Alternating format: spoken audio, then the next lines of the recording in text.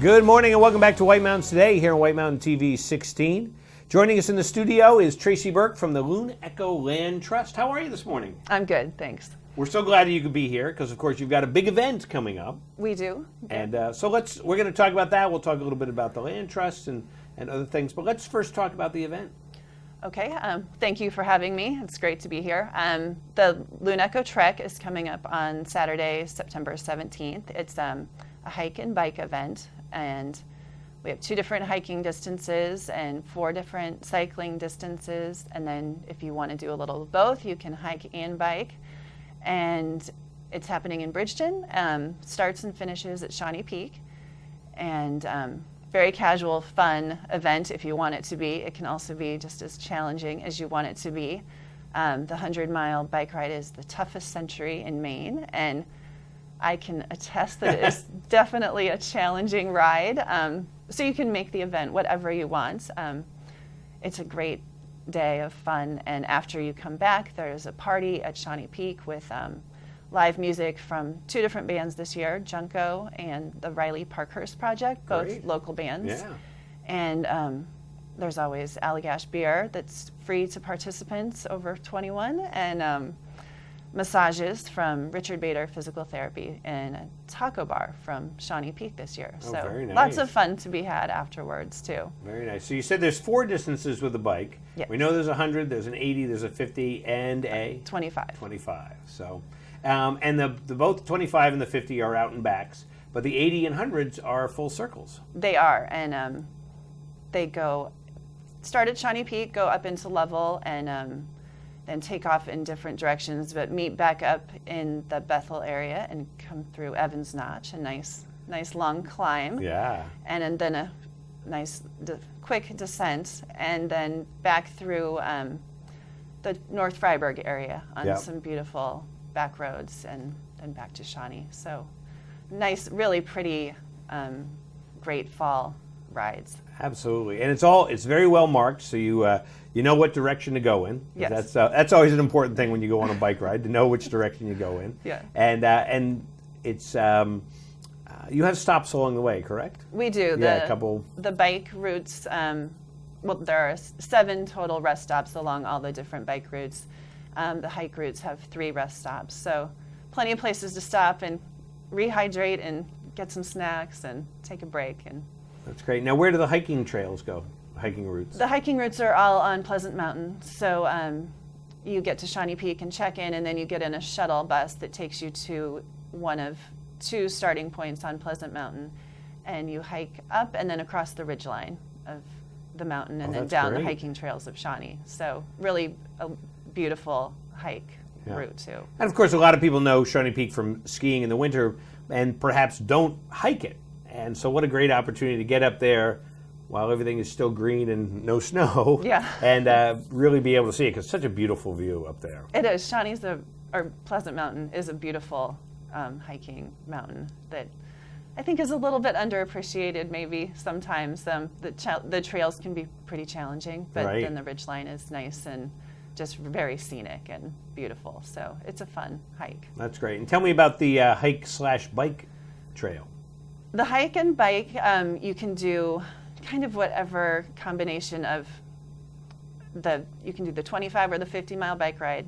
You start with the hike, though. You can do either 4.5 or 6 miles of hiking. You get back to Shawnee Peak, jump on your bike, and then go ride either 25 or 50 miles.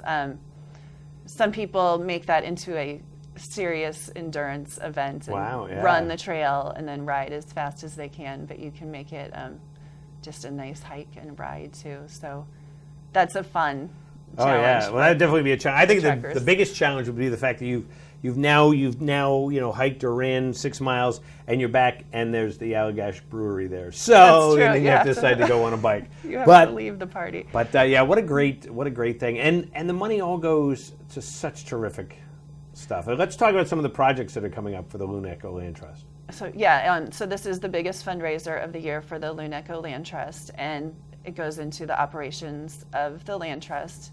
The land trust protects land in 7 towns north of Sebago Lake, and some big projects right now are the Raymond Community Forest, a big purchase just went through in June of land in the Raymond area, and so we need to bring in some more funds to develop that land and get some trails in there so that it can be Great. open to public use. Another big project that Loon Echo is involved with now is the Crooked River Initiative and protecting the Crooked River, which is a big tributary to Sebago Lake, which provides a lot of Portland's drinking water. So it's an important area to protect. Definitely. And make sure the land is well maintained. So those are some big projects right now that Loon Echo is involved with. That's great. You said last year you raised just over $30,000. Yes, And so hope to do that again this year, obviously. at least, yeah. And so how does somebody sign up?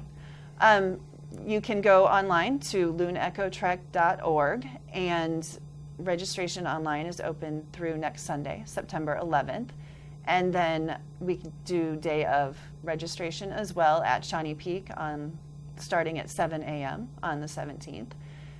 It's a little more expensive if you do it day of, but there's always room to add a few riders That's great. and hikers. But certainly online would be the way to go right now. Right. But if you just, if you're waiting to see what your schedule is or whatever, you can do it the day of, That's which right. is great. Yes. So you can still kind of jump in there and be a part of it. So Yes. it's a fun course. I did it, I can't remember if I did it once or twice, but I know I did it once. Yeah. And my wife has done it a few times. And it really is a neat, it's not a trail, a route. And like you say, the views, that's what I remember is just riding along. And, and it's so typical with any bike riding. When you're driving, you drive along. You might drive these same roads, like, oh yeah, there you go. But when you're riding a bike and it's quiet, and you're just pedaling along, it's fabulous. Yeah. And so I think it's a great opportunity for somebody who hasn't had an opportunity to do that, to see that, to get out and enjoy it. Yeah, it's a lot of fun. My family and I have participated in all different parts of the event. We've done the hike as a whole family. We've all done different routes along the bike trail, and we have a blast every year. So it was great to get involved a little more and help keep the event going. That's great. So Saturday, September 17th Yes. is the date, and what time does it start? Registration opens at 7. If you're riding the 80 or the 100-mile ride or doing the hike and bike, those start at 8. Okay. Hikers can start kind of anytime after that until about 10. And at 10, the 50 and the 25-mile bike route go. So it starts great. all morning and There you go. goes all afternoon. Well, Tracey, thanks so much for coming by, and I want to hear how it went afterwards, and All right. Hopefully you raised a lot of money. That's the most important part. Yes, hopefully. And That'd be people great. get a chance to enjoy it. So. Yes. All righty, and we'll be back here in a minute on White Mountains Today.